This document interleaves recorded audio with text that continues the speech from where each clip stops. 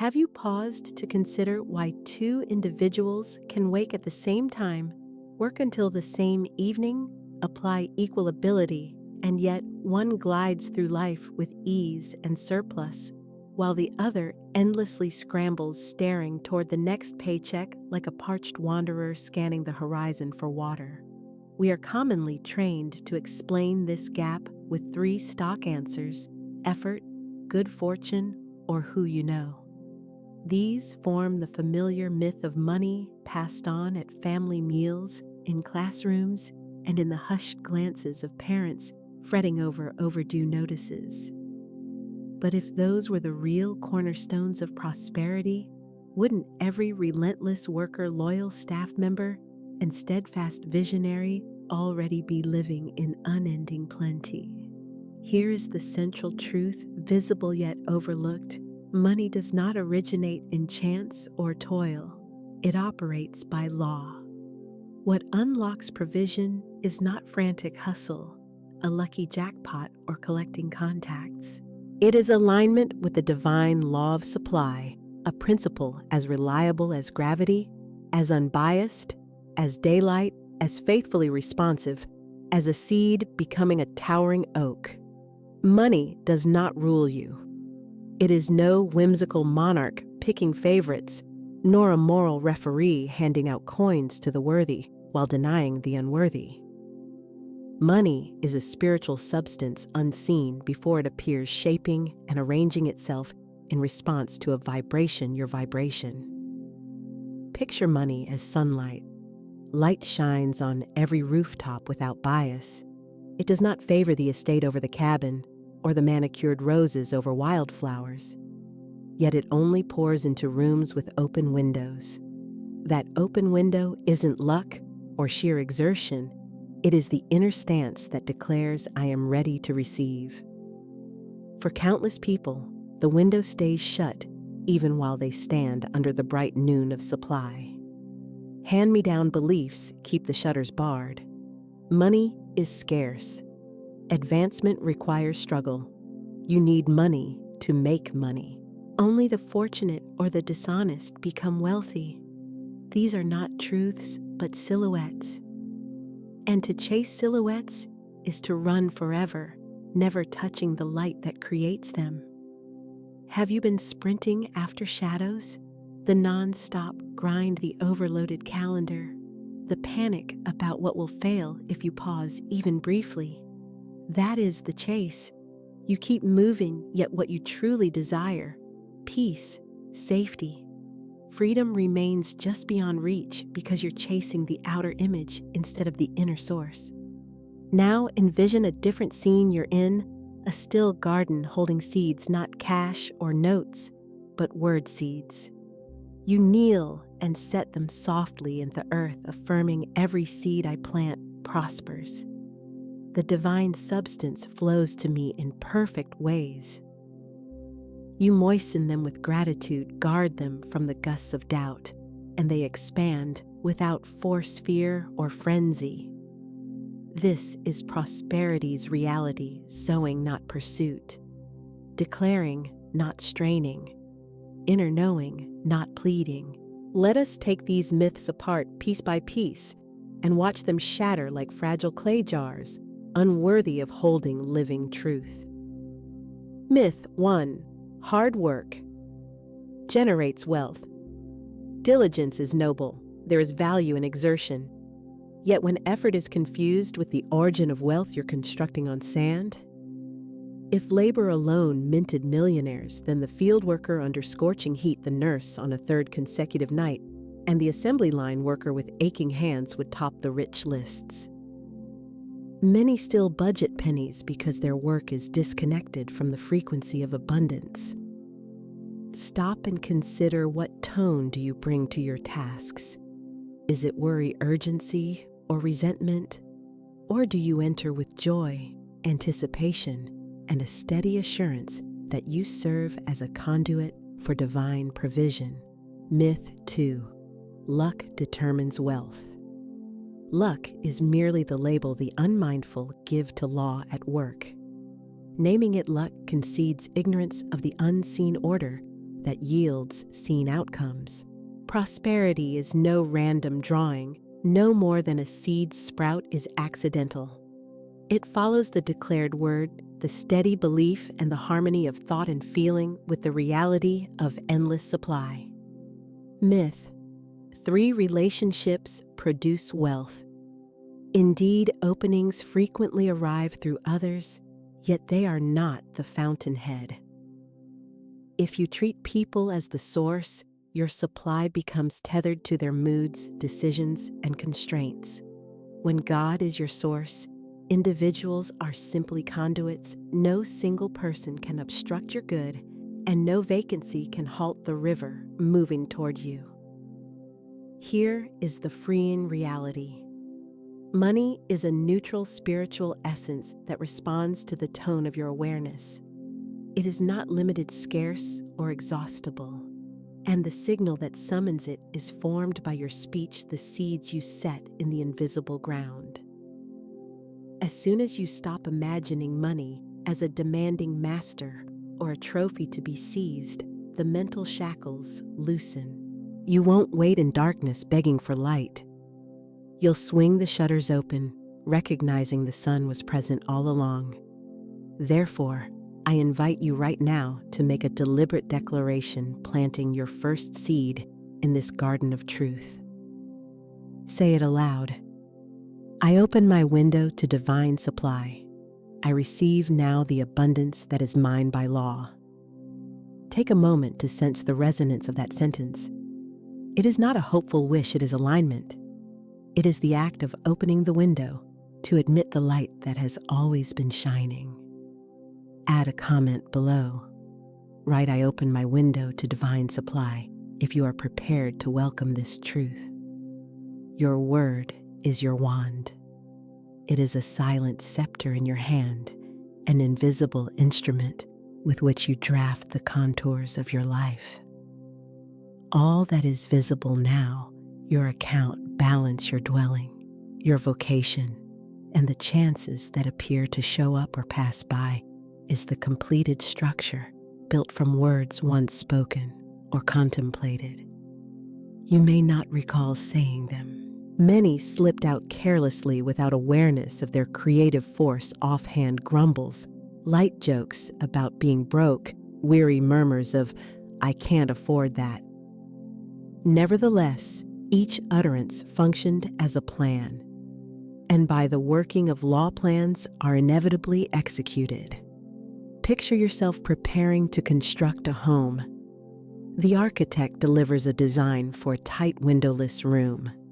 The builders do not dispute the plan, nor do they assume you intended a broad, sunlit residence. They erect what's drawn. Divine substance functions likewise. It pours itself into the mold shaped by your words, without commentary, hesitation, or correction. I once met a woman called Elise. For years, she dwelt under the cloud of money strain, raising 2 children by herself, hands constantly occupied, shoulders perpetually tight. She juggled 2 jobs, guarded every cent, and clipped coupons as if they were rescue ropes. Yet the invoices seemed to breed as quickly as she cleared them. One weary evening, she discovered a slim booklet, an aged, yellowing pamphlet hidden on a shelf in a second-hand shop. The booklet taught that spoken words operate as law, and one line ignited her spirit. What you speak about, you bring about. Initially, Elise brushed it aside. If words made wealth, I would have been prosperous long ago, she reasoned. Then she started to pay attention truly, listened to her own voice. She caught the repeating chorus, I can't afford that. I'm barely making it. Life is so expensive. Money slips through my fingers.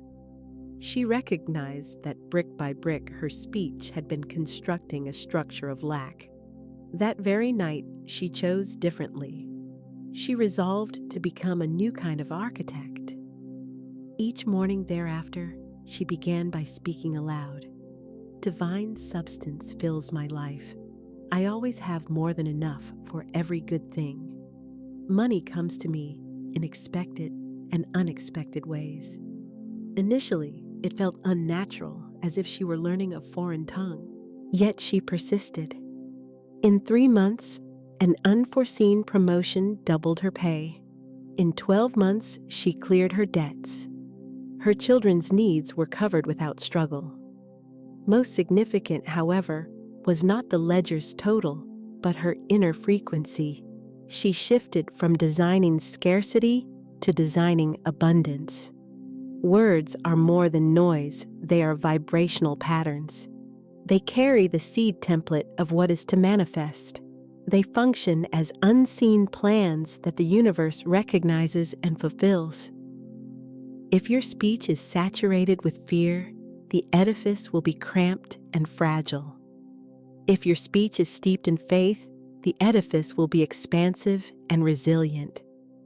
When Florence Scovel Shinn declared, "Your word is your wand," she indicated that your speech is the operative instrument for calling into shape what already exists invisibly. Your voiced word guides the flows of divine substance as a conductor leads an orchestra not by grasping every instrument, but by aligning with the governing rhythm of law. Some resist this teaching, insisting I can't just say I'm rich and expect it to occur. They are correct if words are uttered without inner alignment trust and the recognition that words are seeds rather than the crop. You cannot sow apple seeds and uproot them daily to check for growth. The spoken word requires the expectancy of harvest, ongoing gratitude as water, and the steady sunlight of unwavering belief. Consider your present financial condition as the house you occupy. Each word you speak today draws another line in tomorrow's blueprint. Will you reproduce the same narrow rooms labeled just enough and barely getting by? Or will you plan wide corridors of overflow with light pouring through every window? Here is the governing principle. Your word shapes unseen substance into seen form. You cannot narrate scarcity and anticipate abundance. You cannot grumble about debts and expect them to shrink. You cannot keep telling the tale of being broke and then be puzzled when opportunity walks past. Yet you can start today to speak life, to speak supply, to speak a design of plenty into being. From the instant you begin, the law engages organizing, shifting, and aligning just as faithfully as a builder follows the plans placed in his hands. Therefore, I invite you to speak on purpose. Right now, let your voice transmit the frequency of your new design. Declare aloud, "My word builds my wealth. I speak abundance, and it takes form now." Allow that statement to take root within you. Visualize the plan, a dwelling of ease, beauty, and freedom. Sense the unseen builders starting their work, converting your words into walls, windows, and doorways of opportunity. Don't be misled by surface appearances. The initial phases of construction occur out of view, just as a seed splits underground before any green emerges. Trust your design. Continue speaking it. Continue envisioning it. Remember, your word is your wand. Your word is your wealth. Your word is your world. There exists a weariness that penetrates deeper than muscles and bones, an overtiredness of the inner life, a depletion of the spirit itself. Its source is not physical strain from hauling heavy burdens or trekking great distances, but the unending effort of leaning against an unseen barrier, day after day without progress. Many dwell here, convinced that if they merely press harder, accelerate their pace, and extend their hours, they will finally break into the promised land of abundance. Yet that barrier does not yield to brute effort. It disappears through frequency, through the inner tone to which you attune yourself. Picture two musicians. The first wakes at daybreak, sits before the piano, and plays non-stop from morning to night. His fingers never rest hammering keys at random, and ever more quickly believing that a greater quantity of notes equals greater music. What emerges, however, is disorder noise lacking harmony. The second approaches the same instrument and waits before playing. She breathes, listens within, then positions her hands in precise alignment. With a single chord, she releases a tone that is clear and full, saturating the room with richness, disproportionate to the minimal exertion. Money works in the same way. Conventional advice urges you to add more notes, more hours, more hustle, more relentless grind. The law instructs you to sound the correct chord alignment with the frequency of abundance. The truth is straightforward, though it reverses common logic. Money answers to vibration rather than sheer exertion. Labor that lacks alignment resembles rowing upstream. You expend energy an inch ahead, but you tire and stay distant from the goal. Alignment free of frenzy is like hoisting sails into a steady wind. You advance rapidly and with relative ease, borne forward by a force larger than yourself. Vibration is not obscure. You experience it continuously. It is the prevailing tone of your interior life, the composite of your thoughts, emotions, and convictions at any moment. Strike a tuning fork, and it rings at its native pitch. Bring a second fork tuned to the same note close by, and untouched it begins to sound in sympathy. That is resonance. Treat money as a tuning fork.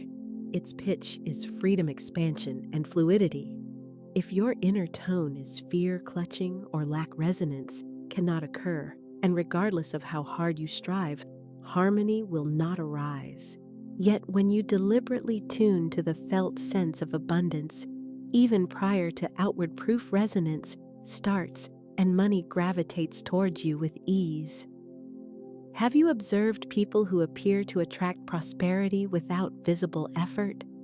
Openings seek them out. Resources show up precisely on time. Others label them lucky, yet the reality is alignment. They move through life holding a frequency of ease, sufficiency, and confident expectation, and the law answers that tone. Years back, I became acquainted with a man named Daniel. Judged by ordinary standards, he labored fewer hours than his colleagues. He walked in the mornings, devoted afternoons to creative exploration, and still his life brimmed with supply. When I asked for his secret, he replied, "I stopped thinking of money as something I had to chase. I started treating it like music. I just had to be in the right key." Daniel's practice was not restless hustle. It was everyday alignment, articulating words of abundance, envisioning his life as already complete, and cultivating gratitude for minor gifts until they multiplied. His enterprise expanded not from longer shifts, but from tuning himself to prosperity's frequency, thereby attracting opportunities resonant with that note. This explains why some toil from sunrise to nightfall, yet remain strained, while others work joyfully, allowing for rest and still experience fullness. The difference is not quantity of motion, it is the correspondence of vibration. How then do you adjust your inner pitch to abundance? First, cease sounding the wrong tones. Each complaint, every "I can't," and every anxious mental rerun of looming bills is dissonance within your field. Such notes drag you out of harmony with prosperity. Second, start sounding the correct chord. This is not artificial cheer. It is the intentional practice of feeling, voicing, and anticipating abundance as present now. You become the musician who sustains one lucid note of gratitude repeatedly until your whole being resonates with it. Florence Scovel Shinn frequently noted man can only receive what he sees himself receiving. To envision yourself receiving, you must cultivate the felt vibration of having rather than the soreness of lack. that is the right chord to strike. At times, the old compulsion toward effort will resurface. You will feel urged to do more simply because results have not appeared.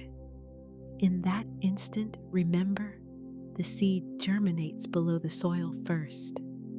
The vibration must transform before the outer picture alters. If you unearth the seed to check its progress, you disrupt the growth. I invite you in this moment to conceive of your vibration as music. Close your eyes. Which note are you sounding? Is it sharp with worry, flat with skepticism, or is it warm, consistent, and resonant with gratitude and expectancy? If it has not yet aligned with abundance, you can change the note instantly. Say aloud, I tune myself to abundance. My vibration calls money to me now. Allow those words to become the chord you sound. Sense their resonance in your chest, along your hands, and through your breath. The law has already begun to respond. The paradox is that when you align with abundance, you still take action, still move toward your aims, but your actions become guided, inspired, and efficient. You exert less and achieve more. Doors swing open without your knocking, and pathways clear without pressure or strain. The world's system pays effort with burnout, while the law compensates alignment with overflow. Between those two outcomes, which do you choose? Add this in the comments. I tune myself to abundance. Then keep sounding that note through your words, your thoughts, and the posture of your heart, until money cannot help but resonate in harmony with you. An old refrain circulates, murmured in homes and sanctuaries, printed in columns, and recited as if sacred doctrine: money is the root of all evil. Consequently, across generations, a seed of mistrust toward wealth is sown deeply. Children become adults who yearn for plenty, yet quietly doubt it, who pursue money while fearing what it might do to them if it increases. Yet a larger truth sits in plain view. Scripture does not claim money is the root of all evil. It declares, the love of money is the root of all evil. And what is that love? Not gratitude, not prudent stewardship. It is the clutching, anxious fixation on money as life's source, instead of acknowledging God as source and money as a channel. Money in itself is neither virtuous nor corrupt. It is spirit moving in form. Like water, money assumes the shape of whatever vessel holds it. Guided by fear, it becomes harmful. Guided by love, it becomes a blessing. Water can drown or refresh, but the water remains neutral. Its effect is determined by the consciousness directing its flow. Society often fears money because it forgets this principle. It witnesses abuses of wealth and indicts the gold rather than the hand that wields it. Yet fearing money is fearing a channel of divine supply itself. And fear, as we understand, shuts the window that lets the sunlight in. Picture a mountain stream, clear and generous. Block it and it stagnates. Free it and it nourishes every field it reaches. Money is that stream, it must flow to stay fresh. It is not for fearful hoarding or reckless waste, but for movement, circulation, and multiplied return.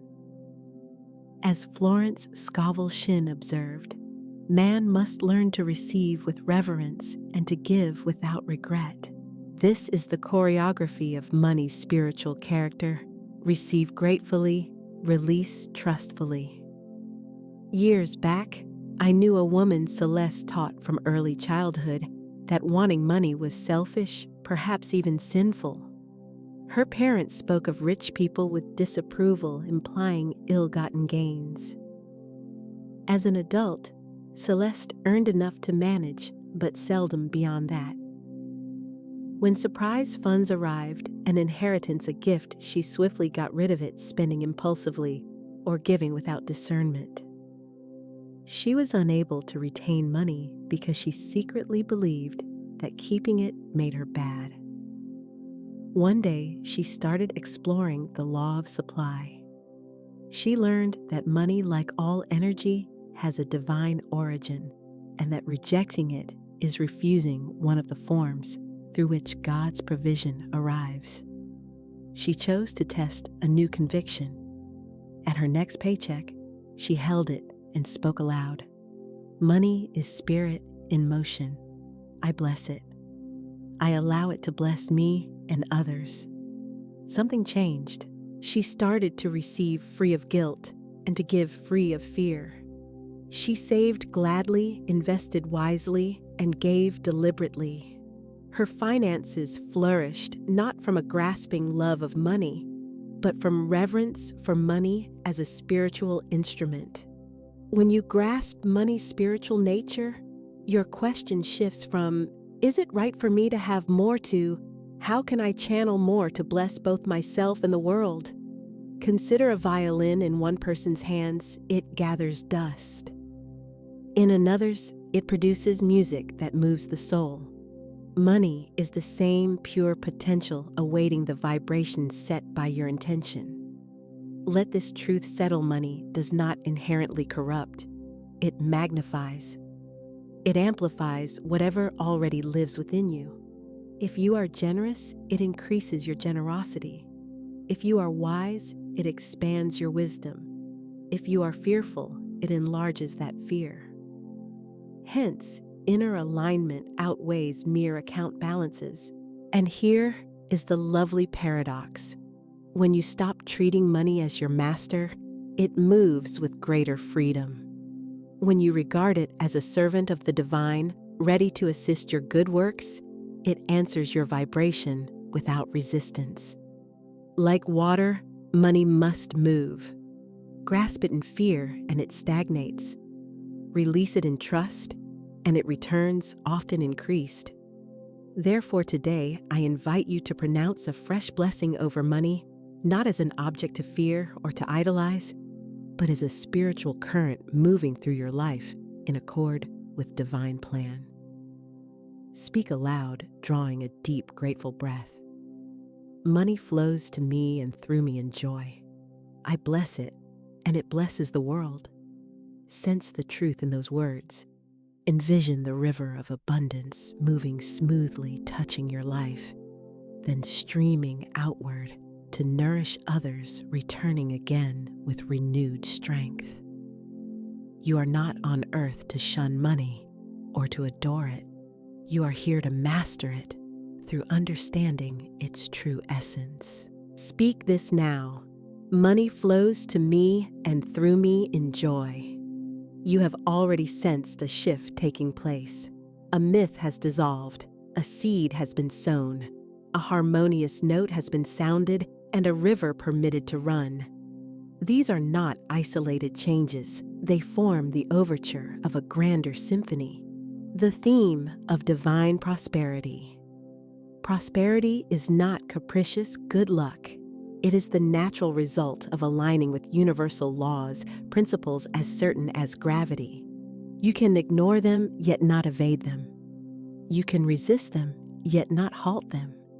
And when you cooperate with them, life shifts from strain to flow with a quickness that seems miraculous.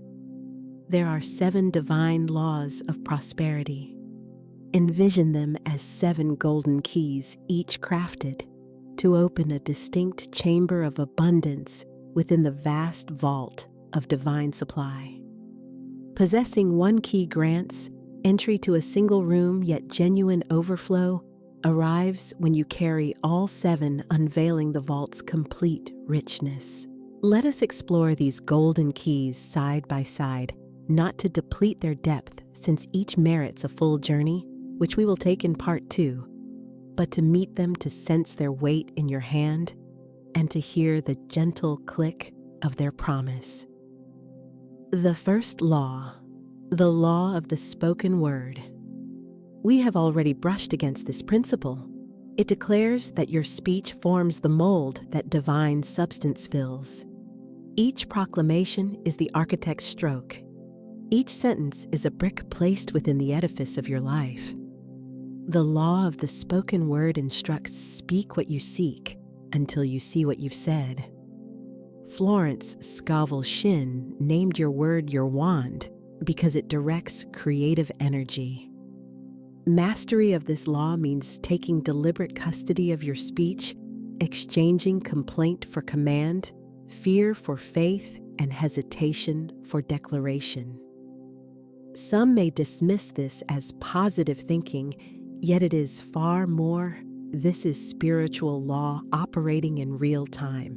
The second law, the law of vibration. All of creation vibrates from the tiniest atom to the grandest star, and money is not exempt. Its pitch is abundance, freedom, and circulation. The law of vibration teaches that wealth is drawn when you match its tone not later, but in the present moment. Your emotions are your tuning fork. Gratitude, joy, and expectancy bring you into resonance with prosperity. Fear, anxiety, and resentment push you out of tune. When you master vibration, pursuit becomes unnecessary, you attract. The third law, the law of circulation. Money is spirit in motion. To stay vital, it must move. The law of circulation declares that what you release returns multiplied.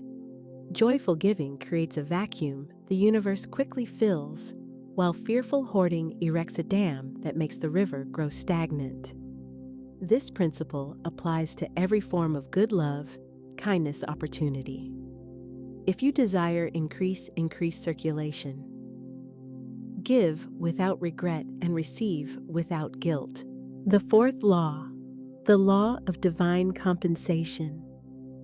The universe operates with precision. Nothing aligned with truth is ever wasted. This law guarantees that each act of faith, every service rendered, and every seed sown in the spiritual field returns in exact measure, often through unexpected avenues and forms you could not foresee. It rectifies imbalance, restores what seemed lost, and overcompensates with blessing when you live in harmony with the divine. When something departs, this law softly assures something better is on its way. The fifth law, the law of demand and supply.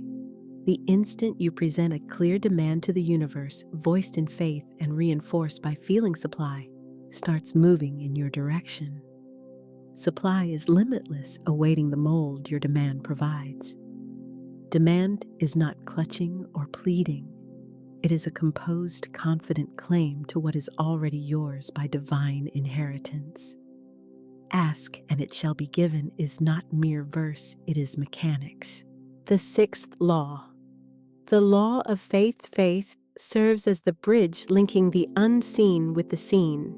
It is the refusal to bow to appearances, the decision to recognize the harvest within the seed. Faith is more than hope. It is settled certainty preceding any outward proof. This law asks you to walk as though your good is present already. By doing so, you prepare the very path for its arrival. The seventh law, the law of increase. The universe answers praise. What you appreciate appreciates. Bless what you possess and it multiplies. Curse what you possess and it wanes. This law is simple yet profound. Pronounce increase over what you value, your finances, your well-being, your connections, and they expand. Speak lack and they contract. These 7 laws are not isolated paths. They are 7 streams feeding one grand river of abundance. Mastery of one yields blessing. Mastery of all converts your life into an ongoing revelation of provision, protection, and peace. Imagine these principles as 7 golden keys resting in your palm. Feel their heft solid, sure, and warm with divine promise. Each key turns smoothly because the doors they open belong to you by right. The vault is not stashed in a far-off heaven. It resides within the field of your consciousness, awaiting your speaking, aligning, circulating, claiming, trusting, and blessing. The path ahead will carry us deeper into each key, its significance, practice, and daily application, until you not only comprehend these laws, but embody them as effortlessly as breathing. Before we wade further, choose your starting point. Which law calls to you most at this moment? The potency of your word, the tuning of your vibration, the movement of circulation, the surety of divine compensation, the courage of demand, the steadiness of faith, the delight of increase. Close your eyes briefly and listen within. Your spirit already recognizes which key you're prepared to turn first. The vault is not barred against you. The keys already rest in your grasp. Now begins the work of turning them one after another. Which law resonates with you now? Write its name in the comments. Your word is your wand. With it, you sculpt the unseen into visibility and lend form to the formless. Every word you utter is a sacred seed bearing a pattern, a vibration, and an instruction to the unseen forces directing your life. When voiced with faith and steady cadence, it becomes a mold through which the universe's wealth pours to you. Picture an architect surveying an empty field. No structure stands, no walls, roof, or windows, yet she holds a rolled parchment, a blueprint whose lines and curves dictate what will exist. The paper is not the house, but it contains its inevitability. Likewise, your words function as blueprints for reality, moving ahead of you to trace the contours of experiences that are on their way. A woman named Margaret worked loyally for 15 years at a firm she expected to retire from. One morning, she was summoned and informed that her role had been eliminated. Fear chilled her. What if the bills mounted and jobless days stretched long? Then she recalled a truth she had read: "Your word is your wand." Standing at her kitchen table, pressing her palms to its surface as if grounding herself, she declared aloud, "I am the open door that no man can shut. Divine opportunity flows to me now." She repeated the line again, slower, allowing its rhythm to sink into her bones. Morning and night she voiced it with steady conviction, like drum beats timing the march of her destiny. 10 days later, an old acquaintance phoned unexpectedly. A role had opened that matched her abilities, paid more than before, and offered afternoons free. Margaret reflected, "It felt as if my words had built a bridge across the emptiness, and the opportunity simply walked across to meet me." Such is the nature of the law of the word. Statements uttered with conviction call circumstances into shape. Many, however, drift off course. They declare powerfully at dawn, and then unravel it with offhand complaints by midday. "I can't afford this. Money is so hard to come by. Things never work out for me." Each remark is a blow against the palace you started at sunrise, undoing what morning faith erected. You cannot construct in faith at daybreak and demolish in doubt by noon and expect the building to endure. Your voice is an instrument, and prosperity responds to its cadence. As a repeated melody imprints itself upon memory, a repeated declaration embeds within the subconscious and begins orchestrating the conditions that fulfill it. Hence, rhythm matters. Let your words become the steady pulse of your life's heartbeat. Tonight, pause before sleep. Picture yourself inscribing the air, your words glimmering as golden letters circling you like a crown. Speak of wealth not as distant, but as a truth stitched into your being. At dawn, before the world's clamor returns, stand and speak again. Maintain the rhythm as though each phrase were a bell strike echoing into eternity. Understand this: you are not merely speaking to yourself. You are issuing directives to unseen architects awaiting your command. They do not infer your wishes. They build from the plans you submit. If your words waver, the blueprint blurs. If your words are firm, the blueprint becomes exact and compelling. Let us voice this together, as Margaret did. I am the open door that no man can shut. Divine opportunity flows to me now.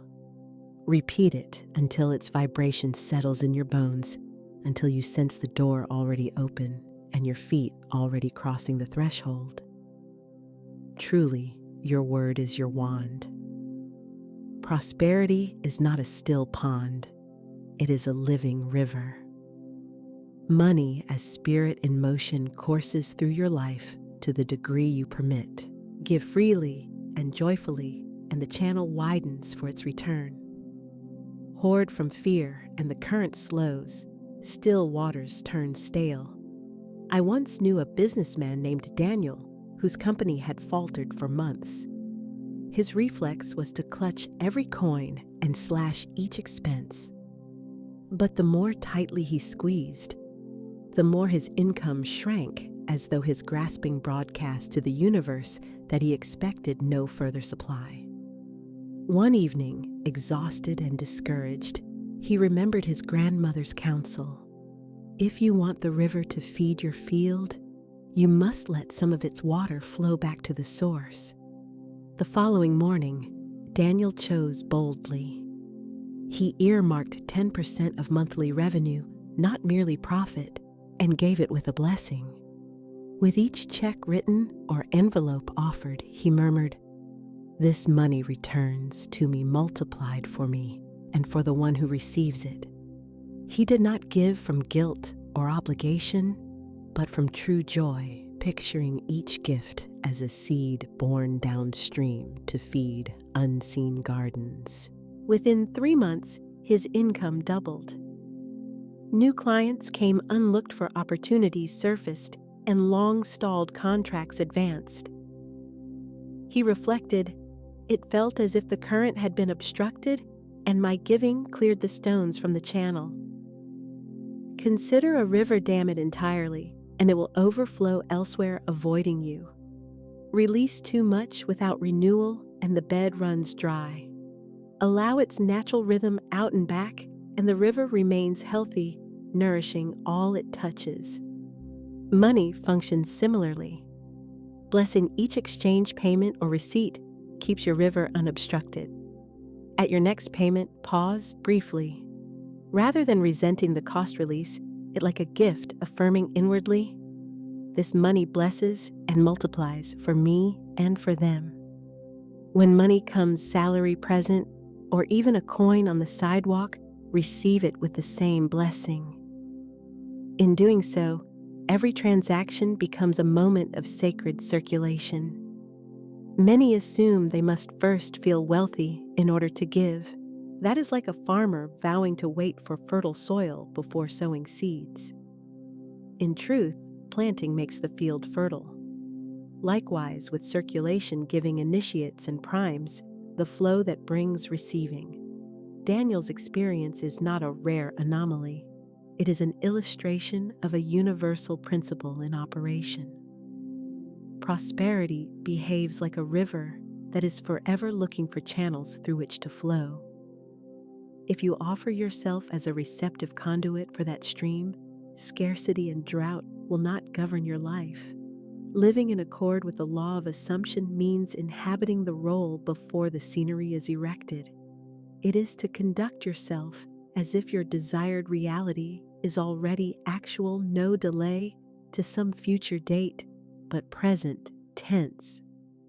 This is not make-believe. It is the deliberate embodiment of a vibration that summons corresponding circumstances into visible form. When you adopt an assumption completely, the gap between desire and possession collapses. In the invisible realm, time is not a linear corridor. It resembles adjoining rooms that coexist. By moving with the posture, tone, and decisions of the you who already holds the wealth you seek, you effectively enter that particular room and shut the door behind you. I once knew a man called Victor. He did not yet possess great material, means his savings were modest, his enterprise still small. Yet he moved with understated poise, he chose his words carefully dressed with care, and decided with the ease of someone who never doubts his ability to afford quality. Friends initially assumed he was pretending to be rich, but Victor operated from a deeper insight. He conducted himself as though the contract's investments and abundance were already his in substance. After 6 months of sustained practice, a sequence of introductions culminated in a partnership exceeding $1 million. When I asked whether this startled him, he smiled and answered, "No, this is simply the scene I've been rehearsing every day. Now the curtain has risen. The law of assumption asks for more than sporadic wishing. It calls you to flood your entire day with the reality you have claimed. On waking, picture your agenda as that of your wealthiest self. Your meetings, your unhurried pauses, the caliber of calls you field. Let your speech draw from the lexicon of one who dwells in abundance. And when choices arise, inquire, what would the prosperous version of me do? And then act accordingly." Many people err by acting as if externally while secretly sheltering doubt. Assumption, however, is not a costume. It is an identity to be lived in. If your behavior proclaims wealth, but your inner commentary mutters, "This isn't real," your vibration becomes divided and your outcomes will reflect that split. Therefore, start with the inner terrain. This evening, open a journal and craft a detailed account of one full day in your life, as though your wealth were already complete. Where do you awaken? What meets your eyes through the window? With whom do you meet? How are your evenings spent? Describe it so vividly that your mind files it as memory, not make-believe. The subconscious does not differentiate between those categories. It absorbs whatever is impressed upon it again and again. The more fully you occupy that state in emotion language, indeed, the more quickly your current timeline appears to dissolve and be replaced by the one you have claimed. It will seem as if time itself bows to usher you into the life you have already been rehearsing within. Accordingly, when you rise tomorrow, let your first thought be, "It is done. I live in abundance now." Allow your gait, your voice, and your choices to proceed from that premise. In the kingdom of spirit, once you assume a state, it is in essence already yours. Giving carries a power that multiplies well beyond the face value of the gift. And when that giving is paired with a spoken declaration, you kindle a force that does not come back void. Tithing, setting aside a share of your resources, has long been recognized as a means of keeping prosperity's river moving. Few, however, understand that the words spoken at the moment of release act like sunlight on a seed, hastening its growth. I once knew a young woman, Elise, employed in a modest office position. She yearned for creative work, but could not see a direct route. One afternoon, a coworker praised the delicate scarf she wore, and Elise felt a quiet prompting to give it. As she passed it along, she laughed lightly and said, "May this return to me 100-fold in joy, opportunity, and beauty." The item was small, nearly trivial in price, yet it was offered with a generous heart and a precise declaration. Within a fortnight, a visiting client spotted Elise's design sketches tucked behind her desk. Impressed, he offered her a freelance assignment. That one commission grew into a consistent flow of projects, and within a year, she had moved fully into the creative career she envisioned. Elise later said she believed the scarf was the seed, while the words she pronounced over it were the sunlight that sped its blooming. Whenever you give, be it funds, time, or something lovely, speak a blessing upon it. Regard it as a seed departing your hand for rich soil. Affirm aloud or silently within that it returns multiplied in forms that bless you and everyone it encounters. This is not idle wishing. It is the intentional shaping of the current that will carry your harvest back. Too often people give while dragging a thin thread of regret behind the gift. Regret casts a shadow over the seed and slows its sprouting. Release what you offer wholly into the stream, trusting that what is yours by right will return amplified and in due measure. Pairing generosity with spoken blessing is not just symbolic. It activates both physical and spiritual law. In the physical sphere, your gift sets resources in motion from you to someone else. In the spiritual sphere, your words imprint a pattern for the return, delineating both the form and the multiplication with which it comes back. The next time you pass money to another, contribute your time, or share a tangible item, pause for a heartbeat. In that breath before letting go, pronounce your blessing. Envision your words cloaking the gift in light and sending it onward with instructions to grow and come back. Soon, your life will resemble a field in continual blossom because each seed is blessed and every harvest becomes reliable. There must be consonance between the statements you voice and the convictions you hold in your depths. When your lips affirm one reality, but your heart shelters another, it resembles two musicians performing clashing tunes. What could be a symphony devolves into dissonance. In matters of prosperity, that inner-outer mismatch can impede the very current you're attempting to invite. I recall a woman, Clara, who had repeated affirmations for months. Each morning, she faced the mirror and declared, "I am wealthy, money flows to me in abundance." Still, nothing shifted outwardly. When she met with me, I asked her to hold her own gaze in the mirror and repeat the statement slowly, noticing each subtle feeling and quiet inner murmur. After several iterations, tears gathered. In a hushed voice, she admitted, "I realize I don't actually believe a word I'm saying." This wasn't failure, it was illumination. Clara discovered the distance between her spoken claims and her inner certainty. Once visible, it could be crossed. She adopted a kinder practice, exchanging her lofty mantras for statements she could genuinely endorse, such as "I am opening to receive more each day," or "I am learning to welcome abundance into my life." They were modest in scope, yet aligned with her present belief. As her self-trust expanded, her words gained power. Within months, she returned to the mirror with the original affirmation now voiced with steady eyes and an agreeing heart. Shortly thereafter, new contracts appeared, surprise gifts arrived, and even a long-postponed inheritance came through. When your language and your inner conviction sound the same note, their blended frequency becomes compelling.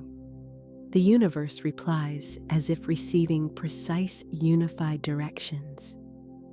When they clash, however, your message resembles a letter bearing two addresses, delivery stalls, or goes astray.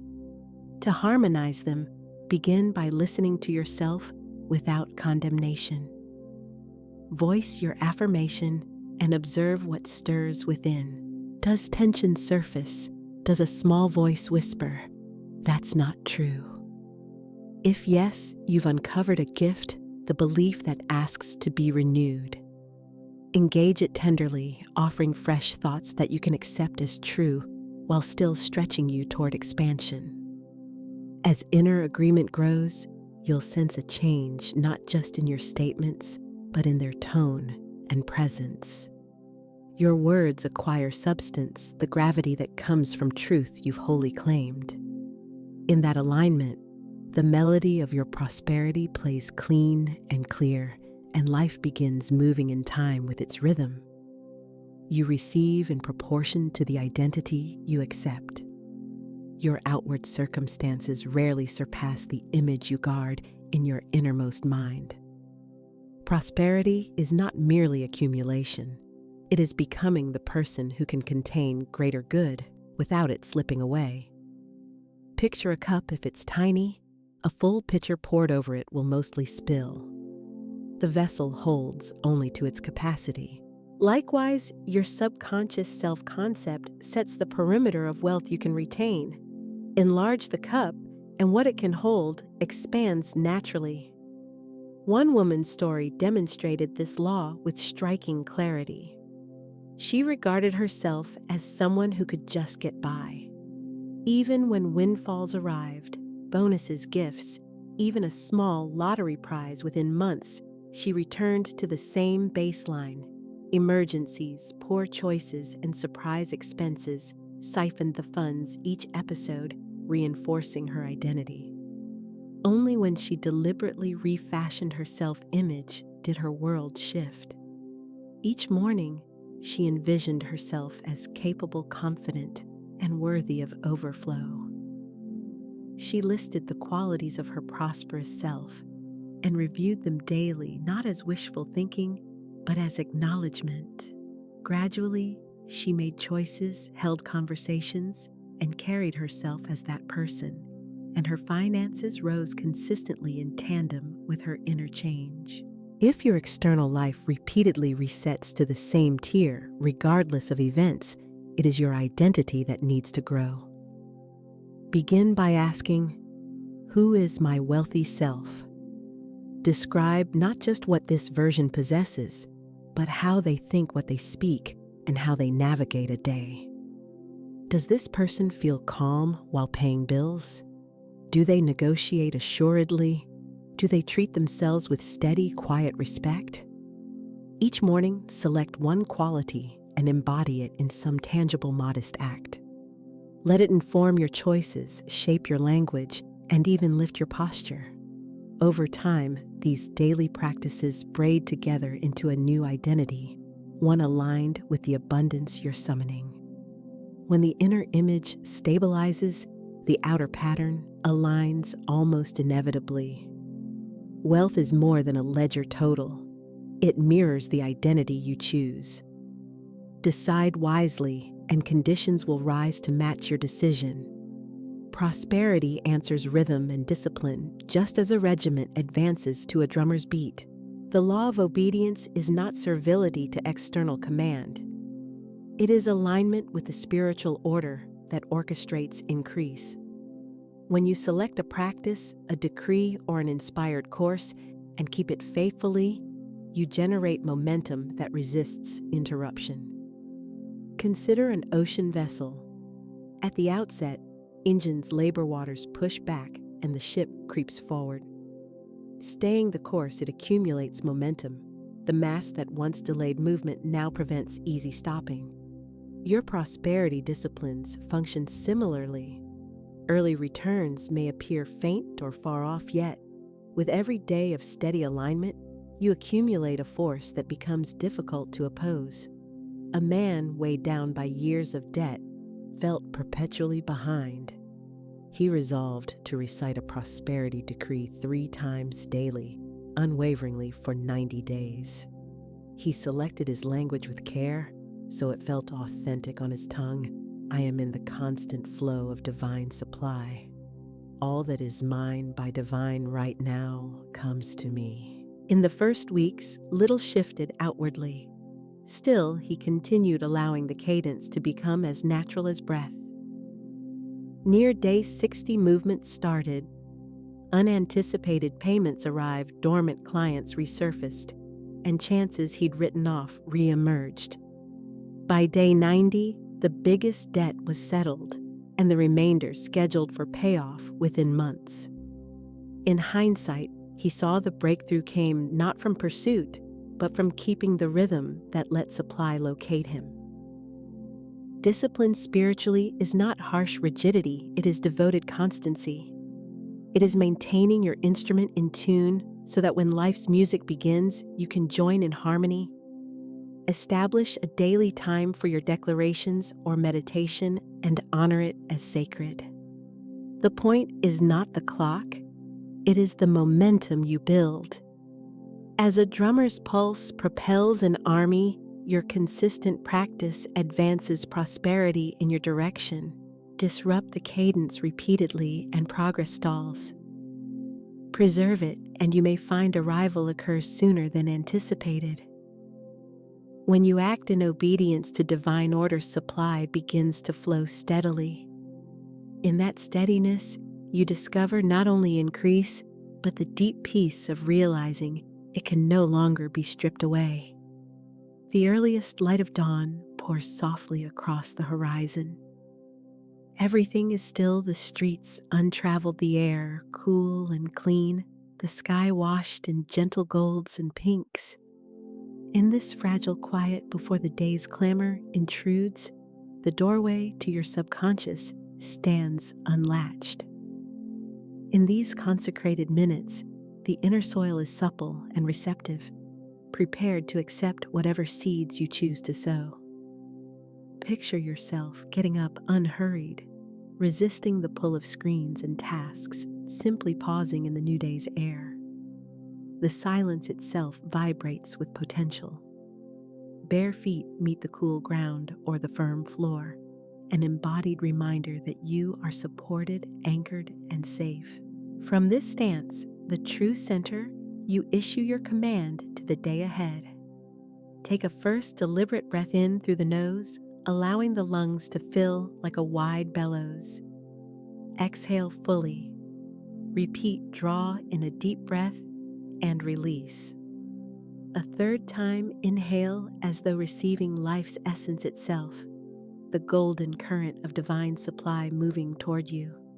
On the out-breath, envision releasing the remnants of fear, anxiety, and yesterday's weight.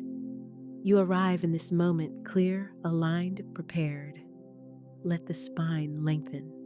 Allow the shoulders to soften and fall.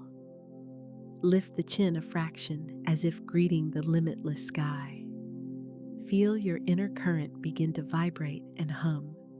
Now speak out loud with the calm authority of one who understands that their word operates as law. I am one with the inexhaustible riches of divine supply. My wealth flows now. Sense these words coursing through you, not as a far-off hope, but as a truth already established in the unseen. This is no petition. This is a decree. Pause for 5 complete counts. Allow the resonance to travel through chest, skin, and mind. 5 seconds in which the world seems to stand still around you. Again, this time with greater depth and resonance. I am one with the inexhaustible riches of divine supply. My wealth flows now. Now notice warmth kindling in the solar plexus, the core of your being. In the mind's eye, watch streams of golden abundance converging money, openings, assistance, inspirations, traveling straight towards you unobstructed. For a third and final utterance this morning, declare the words with full steadiness and authority. I am one with the inexhaustible riches of divine supply. My wealth flows now. Pause once more. Let the lingering echo serve as the drumbeat to which your day keeps time. A client of mine, let's call him Daniel, committed to this very dawn practice for 21 consecutive days. Initially, he felt awkward admitting, "It felt like I was just saying words into the air." Still, he persisted. By the 7th day, something clicked. He began noticing chances where none had seemed present. On day 15, his freelance income jumped by 40% without warning. By day 20, payment arrived from a former client funds he had long written off, appearing unrequested as though the universe had taken his morning decree and answered with precise timing. Morning is not merely a slot on the clock. It is the turning of the tap, the decisive moment when you set the course of your energy. Open it with intention and potent words, and the day's stream runs clear, strong, abundant. The most frequent error I witness is this: people cram their morning decree between swipes on a phone or while mentally racing through tasks. The result is scattered vibration like pouring water into a cup riddled with holes. When the mind wanders, the words shed their magnetism. Therefore, I urge you in dawn's stillness, let everything else pause. Consider this your throne room, the place you speak your life into form and set your rulership for the day. Envision the sunrise washing your face with gold as you take your stance like a maestro before an orchestra. Your voice is the baton. Your decree cues the overture that scores your day. If you are ready to adopt this beginning tomorrow, seal it with a declaration right now: I begin my day in divine command. Record it on paper. State it publicly if you wish. Fix your commitment in place through the power of your spoken word. Some moments carry urgent pressure: rent, due invoices approaching, or a promising opportunity demanding resources not yet in view. Such times can spark fear, doubt, and a frantic hunt for how. Yet these same moments can serve as the ideal stage for a clear demonstration of divine provision. This is the 24-hour financial turnaround technique, a swift alignment practice designed to summon provision immediately and in perfect order. First, grasp this premise: divine supply is not constrained by our human timetables. In the unseen, it is present now, merely awaiting your alignment to translate into form. This method synchronizes mind, feeling, and speech into that precise alignment. The sacred sentence to be spoken is: divine supply is immediate, and I receive it now in perfect order. Let the phrase linger on your tongue. Sense its certainty. This is not pleading, not hoping. This is authoritative declaration. How to use the technique. The structure is simple and deliberate. 777. Perform 7 repetitions at daybreak immediately upon waking, while your attention is untouched by distractions and before outside demands intrude. Repeat 7 more at noon precisely when the momentum of the day is in full swing and your energy is actively engaged. Conclude with 7 repetitions in the evening, sealing the truth into your subconscious mind just before sleep, so it imprints deeply overnight. As you speak, rest your right hand lightly over your heart and notice its steady rhythm. Envision your heart as a radiant golden transmitter, broadcasting your decree into the boundless field of divine supply. With every repetition, visualize the need as fulfilled already. If the amount is $500, clearly picture your balance showing that extra $500. Imagine the confirming text, email, or deposit alert. Let yourself feel the relief, the joy, and the gratitude, exactly as though the result has already arrived. A demonstration of rapid return. Consider Clara's situation. She arrived terrified 24 hours to find $500 for rent or face eviction. No jobs pending, no nearby family for support, and her thoughts spinning deeper into fear with each passing minute. I taught her this very protocol, and she committed to applying it precisely as instructed, no omissions, no shortcuts.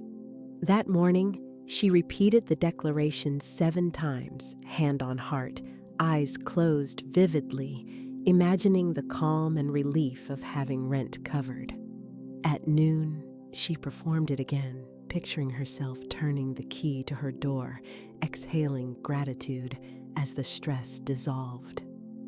That night, she spoke the words once more before sleep and surrendered to the felt sense that it is done. 6 hours afterward, well within the 24-hour window, she woke to a message from an old friend she hadn't contacted in years. "I don't know why, but I thought of you today. Do you still have the same payment app? I'm sending you something?" Within minutes, $500 landed in her account. Clara's breakthrough arrived in under a day, not from frantic problem solving, but from aligning her vibration, releasing panic, and speaking a new reality into form with conviction. The pitfall most people encounter. Many attempt this practice and falter by parroting the words mechanically, no feeling, no vision of the result is present. That's like sowing a seed and immediately deciding nothing will grow. The energetic impulse collapses before sprouting can occur. Remember, your subconscious is moved primarily by feeling, not mere syllables. When precise, confident language is fused with the felt certainty that it is already mine, you generate a magnetic pull that brings the provision into visible form. Visualization that accelerates the flow. As you practice, envision a clock face the hands advancing toward your chosen deadline. Replace anxiety with rising excitement so each tick becomes a drumbeat. It is getting closer. Imagine yourself as an audience member awaiting the curtain's lift on a flawless scene. There is no uncertainty the performance will start. You are simply poised for your entrance. And then boom, it appears an email, a payment, a gift, a refund, a new client, a check, an everyday envelope carrying a genuine miracle. Now, it's your turn. If you're prepared to trigger your 24-hour demonstration, begin immediately. The universe answers clear, decisive movement. Put your hand over your heart right now and declare, "Divine supply is immediate, and I receive it now in perfect order." Repeat it again and again, 7 full times. Sense your words reordering the unseen currents on your behalf. Next, if you're genuinely ready, write it to anchor it in reality. "I activate my 24-hour miracle." Seal your intention. Start your countdown with eager expectancy rather than fear. Your subconscious is the fertile garden of your life. It does not argue or negotiate. It accepts the seeds planted through repetition and emotion and grows them consistently. So lack fear and never enough, and you reap the same. Plant abundance, divine supply, and always more, and that is what blossoms. The question isn't whether the garden will produce. It is what you are instructing it to cultivate. Your subconscious embraces truth most powerfully when two forces meet: repetition and emotion. Repetition steadily presses an idea beneath conscious chatter, while emotion infuses it with charge, allowing it to bypass resistance and bond with your identity. Together, they can re-script your inner world and therefore remap your outer results. For the coming 7 days, choose one potent wealth declaration and etch it into your subconscious. "I am a perfect channel for divine wealth." Repeat it 70 times daily without hurrying. Do 10 repetitions, 7 sessions a day. With each set close, your eyes, breathe deeply, and visualize yourself beneath a waterfall, not of water, but of warm, molten gold cascading over you. You are not only receiving resources, you are the impeccable conduit through which wealth moves into you, through you, and outward to bless others. And as it flows out, it returns multiplied. See it shimmer as it moves, feel it absorb into your skin, hear the powerful rush, and accept that it is occurring now. Marisol, one of my clients, was barely breaking even in her small business. Skeptical that a simple practice could matter, but eager for change, she tried it. For 7 straight days, she repeated the declaration 70 times. On day 5, a former client phoned with a substantial new assignment. By day 7, she finalized a long-term agreement that doubled her typical monthly revenue. She reflected, it wasn't only the contract. By day 4, I felt different, like the kind of person wealth enjoys being near. Treat this process like engraving stone, not one blow, but many patient strokes. Every repetition cuts a line. Every visualization buffs the surface to a gleam. Initially, the words may seem faint, but by the 7th day, they are etched so deeply that fleeting doubt cannot rub them out. The key error to avoid is going robotic. If your mouth repeats words while your mind wanders, nothing gets engraved. Pause, breathe, speak with full presence, and feel the statements as true, because they are true in the unseen, and your practice invites them into sight. If you're ready, state your commitment now. I accept the 7-day wealth challenge. Let that sentence be your pledge. Tomorrow at dawn, start with your first set of 10, then return every few hours until all 70 are complete. In 7 days, your inner landscape will be different, and your outer circumstances will reflect that change. Money is dynamic, alive, in motion, pulsing, flowing like a river through human exchange. It travels from hand to hand and account to account, gathering speed as it circulates. By blessing money in transit, you enroll it under the law of increase. With each bill paid cash, handed over, transfer, made or purchase completed, a decision arises. You can let the money go with resentment. There goes my money, less for me, which contracts the flow. Or you can send it forth with joy, affirming, this money returns to me multiplied and blessed, which expands the current. Picture a banknote in your hand before you pay. Rather than feeling loss, see it as a messenger bird. You fasten a golden ribbon, your blessing, around its neck and release it. It takes wing, bearing your goodwill into the world. In due time, it returns not solitary, but with companions like birds that come back in flocks. Elena, a client, adopted this practice while settling her utilities. With every payment, she affirmed, this money returns to me multiplied and blessed, genuinely meaning it. She pictured her funds supporting those who keep lights burning and water flowing, then circling back with companions. 2 weeks later, an unforeseen tax refund nearly equal to that month's bills arrived without her prior knowledge. Many people bless money with their words while gripping it with anxiety. They speak affirmations but feel a knot in the gut, whispering, I can't afford this. That inner tension kinks the hose. The blessing functions when it is genuine, when you feel the gladness of release and trust that what goes out will return multiplied. Practice it now. Call to mind a recent or upcoming payment. Envision the money departing your account with your blessing attached. Smile and say, this money returns to me multiplied and blessed. Notice the lightness, the sense that something good has been set in motion on your behalf. Money prefers to travel with cheer. Send it out gladly, and it will come back to you with the same bright temperament. Some days, your outer picture will challenge your affirmations. You might open your banking app to a number far below your target, hear a deal collapsed, or learn a payment is delayed. These are the real tests of alignment. They murmur the old falsehood. See, it isn't working. Here is the truth instead. Today's display reflects yesterday's seeds, prior thoughts, words, and beliefs.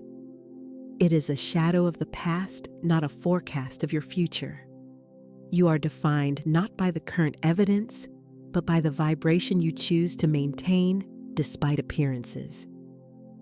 When balances look thin and figures seem bleak, declare calmly, my supply is infinite and manifests in perfect time. Speak it without panic, stated as sovereign truth. This reminds you and the invisible law at work that your source is not a paycheck client or single deal. Your source is limitless, continuous, and steady. Consider Michael, who lost most of his investment funds in a failed venture. Friends urged him to lay low and wait it out, but he recognized that fear multiplies lack. Each morning, he dressed as the leader of a thriving firm.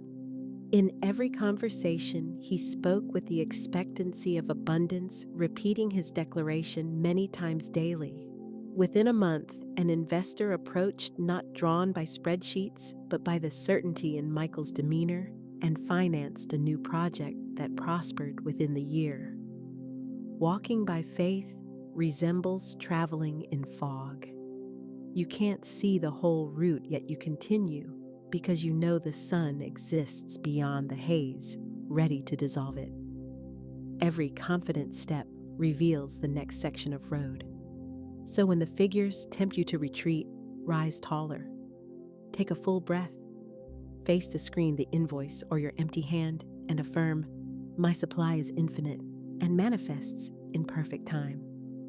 In doing so, you prioritize truth over appearances, causation over mere effects. If you choose this path, inscribe your seal, "Now I walk by faith, not by sight." Let that guiding sentence be your compass. Close your eyes and allow the body to soften. Sense your shoulders releasing your jaw, untying your breath, flowing in a quiet, even rhythm. Permit all surrounding sounds to exist, as they are no fixing, no control. You are safe here. You are supported.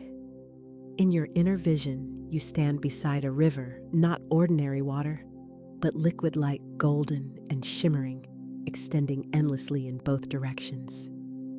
The air hums subtly, as though the current itself sings. Without hesitation, you step into its flow. The golden current is warm and welcoming, rising to your waist, chest, and shoulders. There is no resistance. It streams through you as effortlessly as it streams around you. This is the limitless flow of divine supply without beginning or end, ever present with you, forever within it. Eyes closed within the vision, you perceive streams of energy approaching money opportunities, ideas, resources, friendships, partnerships, all magnetized by the current and delivered easily into your hands. You receive and share. What you release cycles back multiplied. The movement is constant. The river does not run dry. Inhale deeply, as though drawing in pure gold, illuminating every cell of your body. On the exhale, sense blessings returning to the stream, confident they will journey outward and come back in perfect form. There is no rush, no struggle. Abundance is steady, and you are one with it. Allow the scene to widen. You are not alone in the river. Countless others share this same golden current. What blesses them blesses you. What you release reaches them, and what they release returns to you. This is the law of circulation, and you participate in it eternally. Remain for several breaths. Inhale light. Exhale blessing. Trust the motion. Trust the return. Trust the inexhaustible source sustaining it all. When ready, step back toward the bank, bringing with you the deep knowing that you remain in the flow now, here within this very breath. Open your eyes gently and carry that certainty into your present space. And so it is.